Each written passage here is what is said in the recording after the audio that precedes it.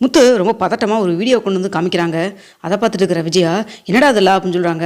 பாருங்கள், நீங்களே பாருங்கள், நான் வந்துட்டு இதுக்கு எல்லாத்துக்கும் காரணம் சிந்தாமணின்னு தான் சொல்லிட்டு இருந்தேன். ஆனால் அதுக்கப்புறம் ஒரு முக்கியமான விஷயம் நடந்திருக்குது, நீங்களே பாருங்கள், எல்லாம் உங்கள் வேண்டப்பட்டவங்க தான் பேசிகிட்டு இருக்காங்க பாருங்க அப்படின்னு சொல்லிட்டு காமிக்கிறாங்க. அப்போ அந்த அண்ணாமலை மீனா எல்லாருமே பார்க்குறாங்க. அப்போ அதில் வந்துட்டு அங்கே ரோகிணி வேகமாக போகிறாங்க சிந்தாமணி பார்க்குறதுக்காக. ஆண்டி, நான் முக்கியமான ஒரு முடிவு எடுத்திருக்கேன் அப்படின்னு சொல்கிறாங்க. என்னம்மா அப்படின்னு சொல்லி கேட்குறாங்க. இல்லை, அந்த வீடு இருக்குல்ல, எந்த வீடுமா? அதான் எங்கள் ஆண்டியோட வீடு. அந்த வீட்டை வந்துட்டு வித்தரலான்னு முடிவு பண்ணியிருக்கேன். அது ஒரு பெரிய பில்டராக பார்த்து விற்கலான்னு இருக்கேன். ஏன்னா அவங்க ஒரு 4-5 அப்பார்ட்மெண்ட் கட்டுவாங்க, அது மூலமாக நிறையா காசு கிடைக்கும். ஸோ எங்களுக்கு வந்துட்டு பணத்தை பிரச்சனையும் சால்வ் ஆயிரும். மனோஜ் வாங்கின அந்த 38 லட்சம் மீதி 48 லட்ச ரூபாய் வந்துட்டு கொடுக்க வேண்டியது இருக்காது. அது மட்டும் இல்லாமல் வந்துட்டு வீடு இன்னொருத்தவங்ககிட்ட போயிடுச்சுன்னா நான் அந்த வீட்டுக்குள்ளே போகக்கூடாதுன்னு சொல்லிட்டு இருந்தாங்களே, யாருமே அந்த வீட்டுக்குள்ளே போக முடியாமல் ஆயிரும், எல்லாமே நல்லபடியாக முடிஞ்சிடும் அப்படின்னு சொல்லிட்டாங்க. இதெல்லாம் யோசிக்கிற சிந்தாமணி, என்னது இந்த வீட்டை நம்ம ஆட்டையை போடலான்னு நினச்சிட்டு இருந்தா இவ பில்டர்ட்டு விற்கணும்னு சொல்லிட்டு இருக்கிறா. அது சரி, எல்லாம் ஒவ்வொரு முடிவு எடுப்பீங்க, ஆனால் கடைசியில் நான் என்ன நினைக்கிறேனோ அதுதான் நடக்கும் அப்படிங்கிற மாதிரி வந்துட்டு ரொம்ப திமிராக வந்து சிந்தாமணி யோசிச்சுட்டு இருக்கிறாங்க. என்ன ஆண்டி, நான் அவட்டுக்கு பேசிகிட்டே இருக்கேன், எதுவுமே பதில் சொல்லாமல் இருக்கீங்க அப்படின்னு சொல்கிறாங்க. இல்லை கண்ணு, நீ சொல்கிறதெல்லாம் கரெக்டு தான், வீடு வித்தரலாம் தான்.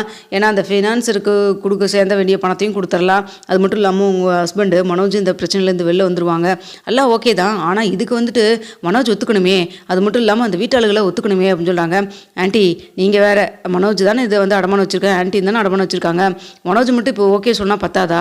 பணம்னு சொன்னோம்னா கண்டிப்பாக எங்கள் ஆண்டி வந்துட்டு எல்லாத்துக்கும் ஓகேன்னு சொல்லிடுவாங்க. அவங்கள பற்றி உங்களுக்கு தெரியாது, ஒன்றுமே இல்லை. நான் ஏதாவது சின்னது முன்னாடிலாம் வந்து ஏதாவது பிரச்சனை வந்துச்சுன்னா ஒன்றுமே பண்ண மாட்டேன். ஏதாவது அவங்களை கூல் பண்ணணும்னு நினச்சேன், இல்லை ஏதாவது பண்ணணும்னு நினச்சேன்னா ஒரு சாரீ வாங்கிட்டு கொஞ்சம் அப்படி இப்படி ஏதோ பணம் வந்துச்சு, எக்ஸஸாக வந்துச்சு அப்படின்னு சொல்லிட்டு கொண்டு போய் நான் பார்லர்லேருந்து பணம் வந்துன்னு சொல்லி கொண்டு போய் கொடுப்பேன். அவங்க அதுலேயே கூலாயிடுவாங்க. அப்படிப்பட்டவங்ககிட்ட லட்சக்கணக்கில் பணத்தை சொன்னோம்னா அவங்க வேண்டான்னு சொல்லவா போகிறாங்க அப்படின்னு சொல்கிறாங்க. இதை கேட்டேன்னு வந்துட்டு விஜயாக்கு அப்படி செம டென்ஷன் ஆகுது. அது மட்டும் இல்லாமல் எல்லோரும் நம்மளை ஏளனமாக பார்க்குறாங்கன்னு சொல்லிட்டு சுற்றியும் பார்க்குறாங்க. பண்ணாமல பார்த்தியா வீட்டில் என்னென்ன வேலை நடந்தது அதெல்லாம் வச்சு எப்படி கணக்கு போட்டுருக்குறா பாரு. நானும் பார்த்துட்டே தான் இருந்தேன். ஏதாவதுன்னா ஆமாப்பா கரெக்டுப்பா, ஏதாவதுன்னா உடனே இந்த பார்லர் அம்மா உங்களுக்கெல்லாம் கூட வாங்கிட்டு வராது. இதான் அம்மாவுக்கு சாரி வாங்கிட்டு வந்தேன் கொண்டு கொடுத்துட்டே இருந்தில்ல, அது என்ன கணக்கு போட்டு வேலை பார்த்துருக்குன்னு பார்த்தீங்களாம்மா அப்படின்னு சொல்லிட்டு இருக்கிறாங்க. இந்த கேடு கட்டவை கொடுத்தான்னு சொல்லி நானும் தன்னால் அந்த சேலையெல்லாம் வாங்கிட்டு வந்துருக்கிறல்ல அப்படின்னு சொல்லிட்டு இருக்கிறாங்க. இருங்க, இதுக்கு மேலே தான் இருக்குது முக்கியமான விஷயமே பாருங்க அப்படின்னு சொல்லிட்டு இருக்கிறாங்க. அடுத்த வந்துட்டு இங்கே சிந்தாமணி வந்துட்டு, இல்லை இதுக்கு வந்துட்டு பில்டரை போகிறத விட கம்மன் நானே அதை வாங்கிக்கலாமான்னு முடிவு பண்ணியிருக்கமா அப்படின்னு சொல்லிட்டு இருக்காங்க.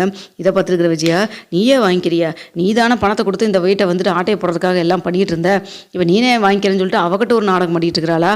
இரு அதெல்லாம் இருக்கட்டும், இவளுக்கு இவ்வளோ தூரம் கனெக்ஷன் இருக்குதா அப்படின்னு சொல்கிறாங்க. ஏம்மா, இன்ன வரைக்கும் உங்களுக்கு அது புரியலையா அப்படின்னு சொல்கிறாங்க. இல்லைடா, நான் அந்த வீட்டை பற்றியே யோசிச்சுட்டு இருந்தேன். அதனால் வந்து இந்த சிந்தாமணி கிட்ட நான் வந்து இந்த கோர்ட்டுக்கு போகிறது, வக்கீல் விஷயமா பார்க்குறது, பேசுறது, பிடிக்கிறது, டைவர்ஸ் விஷயம் பேசுறது எல்லாத்தையும் நான் சொல்லியிருக்கேன். அப்போ எல்லாமே வந்துட்டு இவன் மூலமாக தான் அந்த ரோகிணிக்கு பாஸ் ஆகிருக்குமா அப்படின்னு சொல்கிறாங்க. இது உங்களுக்கு இப்போ தான் புரியுதாம்மா? நீங்கள் இந்த வீடியோவை பார்க்க ஆரம்பிச்சப்பே புரிஞ்சிருக்கும்னு நினச்சேன் அப்படின்னு சொல்கிறாங்க. அப்போ உடனே அண்ணாமலை சொல்கிறாங்க, எத்தனை தடவை நான் வந்து சொல்லியிருப்பேன், இந்த சிந்தாமணிகிட்ட பேச்சுவார்த்தை வச்சுக்காத, அவள் சரியான ஆள் கிடையாது, மீனாக்கு அவளுக்கு ஒத்து வரலைன்னா எப்படி செட் ஆகுமா அப்படின்னு எத்தனை தடவை சொன்னேன், நீ காது கொடுத்து கூட கேட்கல. இப்போ புரியுதா அந்த பொம்பளையோட நோக்கம் என்னன்னு சொல்லிட்டு அப்படின்னு சொல்லுவாங்க. இல்லைங்க, இதை நான் சும்மா விட மாட்டேன். என்னைக்கு வந்துட்டு சிந்தாமணி தான் வந்து இதை பணத்தவளை எடுக்கிற டேக்ஸு வந்து போய் செக் பண்ணி பார்த்துட்டு முத்து சொன்னானோ, இது எல்லாத்துக்கும் காரணம் சிந்தாமணி தான்ட்டு அப்போவே நான் முடிவு பண்ணிட்டேன். இனிமேல் இதுக்கிட்ட எந்த ஒரு பேச்சுவார்த்தையை வச்சுக்கூடாது அப்படின்னு சொல்கிறாங்க. ஓ, இனிமேல் பேச வேற நீ செய்வியா அப்படிங்கிற மாதிரி வந்துட்டு ரொம்ப கோபமாக வந்து அண்ணாமலை சொல்கிறாங்க. இல்லைங்க, அதுக்கெல்லாம் இல்லைங்க, இவளை நான் சும்மா விட போகிறதில்ல அப்படின்னு சொல்லிட்டு இருக்கிறாங்க. இரு விஜயா, இப்போதைக்கு நம்ம அவசரப்பட்டு எதுவும் பண்ண வேண்டாம், யார் வீட்டை யார் விற்கிறது பார்த்துக்கலாம் அப்படின்னு சொல்கிறாங்க. அதானே எங்கள் அப்பா எனக்கு கொடுத்தாரு, என் வீட்டை விற்கிறதுக்கு இவளுகளை யார்? இவ ஒரு ஐடியா சொல்கிறா, அவள் என்னமோ மனசுக்குள்ள நினச்சிட்டு இருக்கிறா, இவ பணம் கொடுக்கறது என்ன, அவள் யோசிக்கிறது என்ன, இதெல்லாம் அப்படின்னு சொல்லிட்டு இருக்கிறாங்க. அப்போ சொல்கிறாரு முத்து, ஆமாம் இருங்க, இப்போ தானே இன்கம் டேக்ஸ் டிபார்ட்மெண்ட் வரைக்கும் போயிருக்குது, இப்போ தான் ஃபினான்சியர் வரைக்கும் முடிஞ்சிருக்குது, என்ன ஃபினான்சியர்கிட்ட இந்த சிந்தாமணி பேசலேன்னு நினைக்கிறேன் அப்படின்னு சொல்கிறாங்க. சரி, அதெல்லாம் இருக்கட்டும், இந்த வீடியோ உனக்கு எப்படா கிடச்சிது, அந்த வீட்டில் யாரா உனக்கு எடுத்து கொடுத்தாங்க அப்படின்னு சொல்லி கேட்டுருக்காங்க.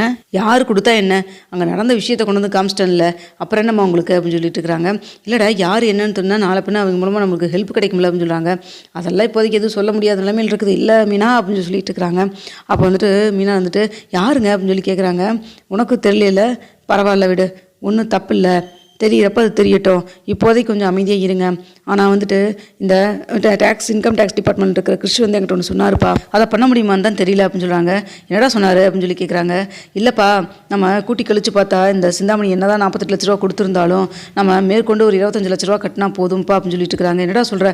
ஆமாம்ப்பா, அவர் தேவையில்லாமல் எக்ஸ்ட்ரா என்னென்னமோ வட்டியை போட்டு வச்சுருந்துருக்காருல்ல, அதெல்லாம் பார்த்துட்டு கணக்கு பண்ணி சொன்னார். நம்மளால் அந்த பணத்தை கொடுக்க முடிஞ்சதுன்னா போதும்ப்பா அப்படின்னு சொல்லிட்டு இருக்கிறாங்க. ஏன்டா அவ்வளோ பணம் எப்படிடா அப்படின்னு சொல்லிட்டு இருக்கிறாங்க. அதுக்கு ஒரு வழி கண்டுபிடிச்சிருக்கேன்ப்பா அப்படின்னு சொல்லிட்டு இருக்கிறாங்க.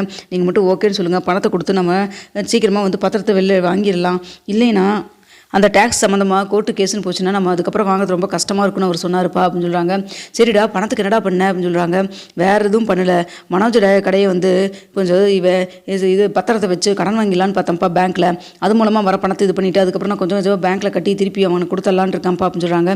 இது நல்ல ஐடியாவே இருக்கே அப்படின்னு சொல்லிட்டு விஜயா சொல்கிறாங்க. ஆனால் அவன் அது ஒத்துக்கணுமே அப்படின்னு சொல்கிறாங்க. அவன் என்ன ஒத்துக்கிறது, அதெல்லாம் நான் பேசிக்கிறேன் அப்படின்னு சொல்லிட்டு அண்ணாமலை சொல்கிறாரு. உடனே ஃபோன் பண்ணுறாங்க. ஃபோன் பண்ணி வந்துட்டு மனோஜுக்கு கால் பண்ணுறாங்க. கால் பண்ணிட்டு வீட்டுக்கு வாடான்னு சொல்லி சொல்கிறாங்க. மனோஜ் வந்துடுறாரு. வந்தோன்னு சொல்கிறாங்க, டேய் உங்கள்கிட்ட வந்து யாரும் வந்து ஒப்பீனியன்லாம் கேட்கல, இது பண்ணணும்னு சொன்னால் அதை நீ பண்ணணும் அவ்வளோதான் அப்படின்னு சொல்கிறாங்க. என்னப்பா பண்ணணும் புரியலையப்பா எனக்கு அப்படின்னு சொல்கிறாங்க.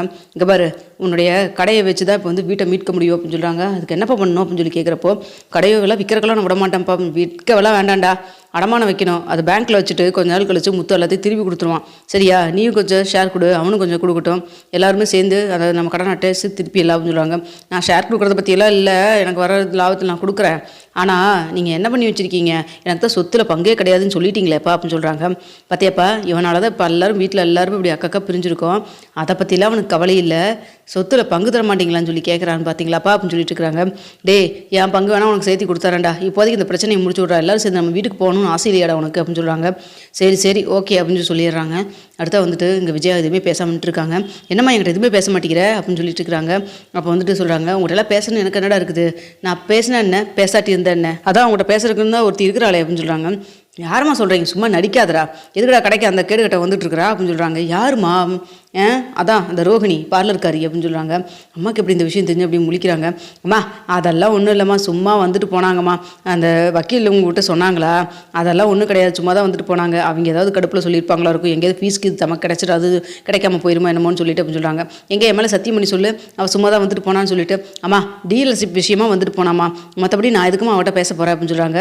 இங்கே பாரு, அவளோட சேர்ந்து வாழணும் அப்படி இப்படின்னு ஏதாவது மனசுக்குள்ளே இருந்தது, இன்னொருக்கே எங்கேயாவது பார்த்து பேசுகிற சிரிக்கிறேன்னு சொல்லிட்டு ஏதாவது நான் கேள்விப்பட்டேன், அதுக்கப்புறம் நான் மனுஷியாவே இருக்க மாட்டேன் அப்படின்னு சொல்லிட்டு இருக்கிறாங்க. அப்போ உடனே வந்துட்டு முத்து சொல்கிறாங்க, அம்மா நீங்கள் வேறம்மா, இவன் ஏதாவது பார்லர் இந்த நம்ம பழகுறவளுடைய கடைக்கே வந்துட்டு இந்த பார்லர் அம்மா கூட்டிகிட்டு வந்து சாப்பிட்ற கணக்கு பிரியாணி சாப்பிட்றக்கு வந்திருந்தான் தெரியுமா உனக்கு அப்படின்னு சொல்லிட்டு இருக்காங்க.